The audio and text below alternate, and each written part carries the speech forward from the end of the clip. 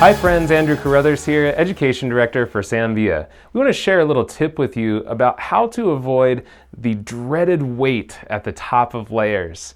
So a lot of times when we're working on layers, what we're doing with our elevation is we're working what we call transversely. Big word, but all that means is that the section that we are taking transverses the round of the head. So what that means is, let's say I'm taking a common elevation, which is 90 degrees horizontal, something pretty much just flat with the floor. Now, as I take that, you can see that the bottom of my section is closer to my hand because of the curvature of the head. And then the area at the top of my fingers here has to stretch farther from where it lives on the head because of the roundness of the head. When that happens and we cut a straight vertical line, what we end up getting is that little corner of weight right at the top edge of our section. Now, sometimes you want that weight. Other times you cut in that way because you don't want too short of layers on top, and then you have this line of weight that you end up having to texturize out.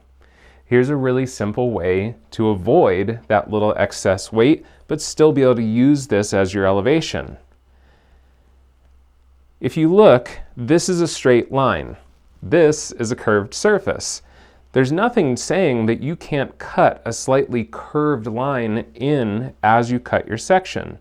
So we'll take this section, and I really love using a swivel shear for this because it allows me that dexterity to move as I cut. So as I'm cutting, I'm actually curving the shear. So I come up and I curve with the shear. So it's this movement as I cut. So what that does is it actually gives me a slightly rounded cutting line. And when that falls, it softens that top edge at the top of the layer. And you still get the weight that you wanted, but without that hard corner. So next time you're working on a layered pattern, especially when you're working at these kind of lower elevations of layering, just try taking and curving that cutting line slightly, working with the natural head shape, and we believe that you're going to have a lot less challenge in the end of trying to take that line back out. Thanks so much for watching. If you have any questions, please leave them in the box below. I'm Andrew Carruthers, Education Director for SAMVIA.